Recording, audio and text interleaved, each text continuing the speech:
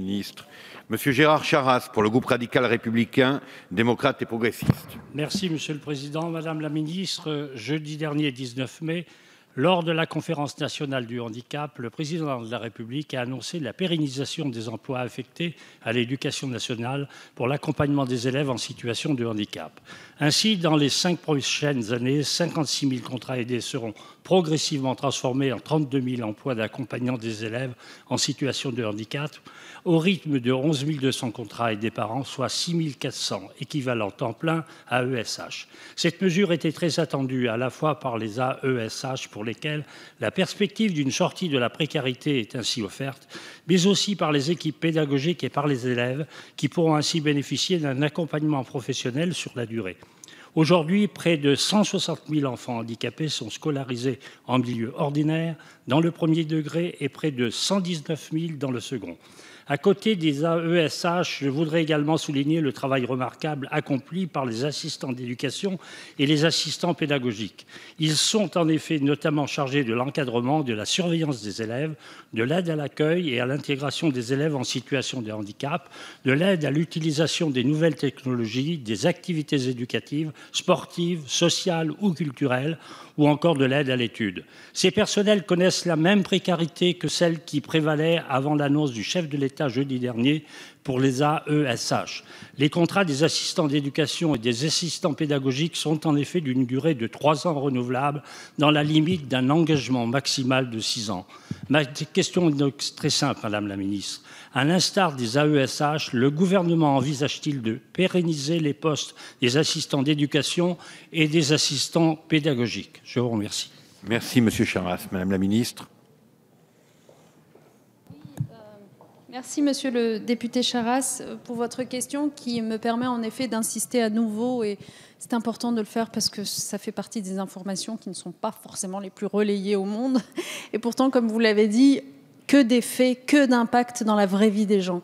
Le fait d'avoir décidé, comme nous l'avons fait, de transformer d'un seul coup, en 5 ans, ça peut paraître beaucoup, 5 ans, mais c'est demain en réalité, en 5 ans, de transformer l'ensemble des AVS actuellement sous contrat aidé de seulement 2 ans, donc totalement non pérenne, en véritable contrat pérenne d'AESH, d'accompagnants d'enfants en situation de handicap.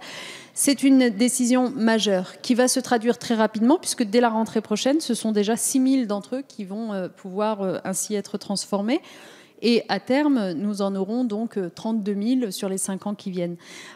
C'est important. Pourquoi ? C'est important à la fois pour les enfants, parce que qui dit véritable statut dit formation, donc dit meilleur accompagnement.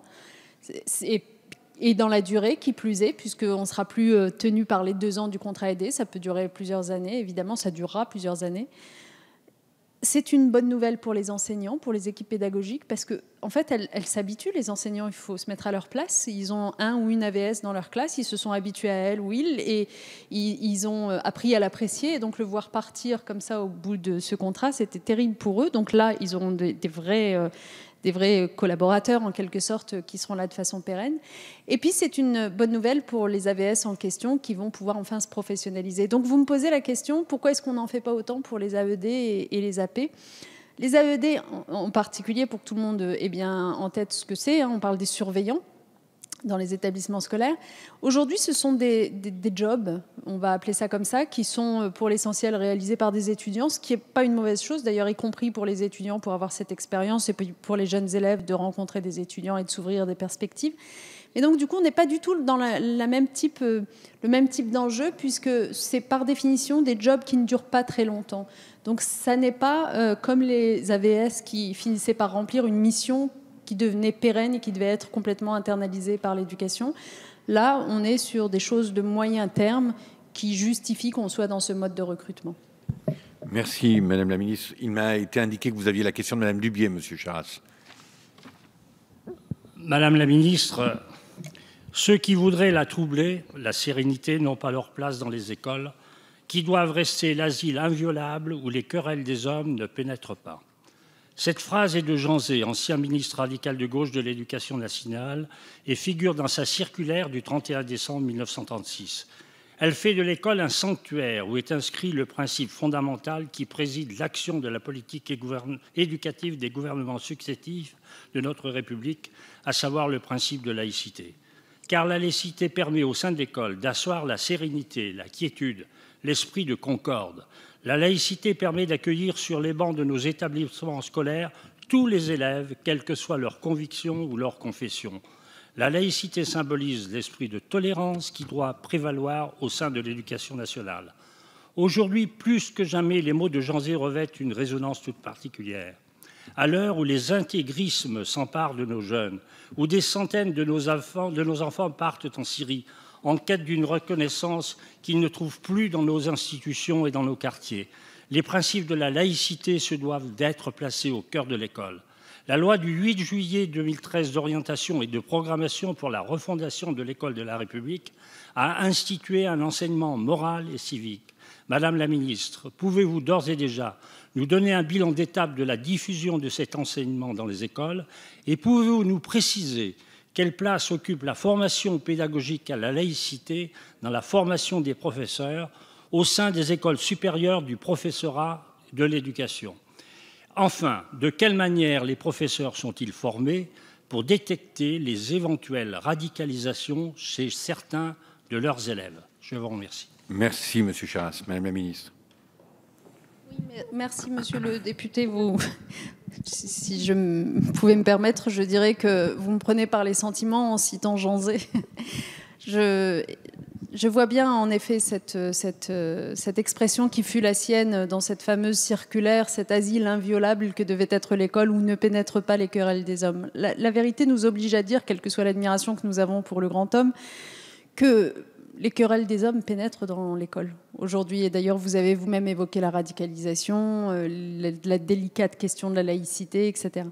Et donc, il faut d'abord surtout ne pas fermer les yeux sur ces difficultés-là, sur ces enjeux, et faire en sorte que les enseignants soient bien formés, bien accompagnés, notamment en ressources pédagogiques, pour évoquer ces sujets avec les élèves et pour y apporter des réponses. Et c'est la raison pour laquelle, notamment après les attentats contre Charlie Hebdo en janvier 2015, nous avons décidé, dans cette grande mobilisation de l'école pour les valeurs de la République, de former nos enseignants, 300 000 enseignants, à la laïcité, mais aussi à prodiguer cet enseignement moral et civique qui voyait le jour, qui a vu le jour cette rentrée, et qui est finalement un moment unique, l'enseignement moral et civique, à raison d'1 heure par semaine en primaire et d'1 heure tous les 15 jours en collège-lycée, pour que les élèves puissent débattre d'un certain nombre de sujets d'actualité que jusqu'à présent ils gardaient pour eux, souvent dans de la désinformation totale sur Internet. Aujourd'hui, nous avons un cadre dans lequel ils peuvent confronter des opinions, aiguiser leur esprit critique. C'est une vraie nouveauté, c'est extrêmement important que cet enseignement moral et civique. Enfin, pour répondre sur la question de la radicalisation, d'abord, je me réjouis que votre Assemblée ait accueilli, j'en sors tout à l'heure, l'équipe du film Ne m'abandonne pas, à l'initiative d'ailleurs d'un des vôtres, le député Guy Delcourt, qui est un très beau film sur la lutte contre la radicalisation, mais je n'en dis pas plus.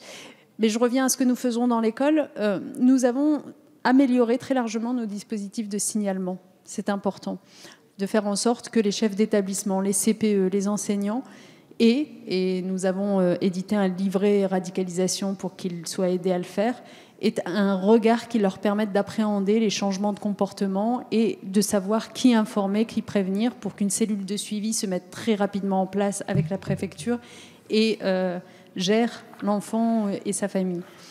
La deuxième chose, c'est qu'il faut prévenir à l'école. Et donc prévenir, ça veut dire aussi faire en sorte que nos élèves comprennent les valeurs de la République, pourquoi il faut y adhérer, se méfient aussi de tout ce qui peut les entraîner vers les dérives de la radicalisation, et notamment par l'éducation aux médias et à l'information de ce qu'on trouve sur Internet et qui n'est pas sourcé, pas fiable.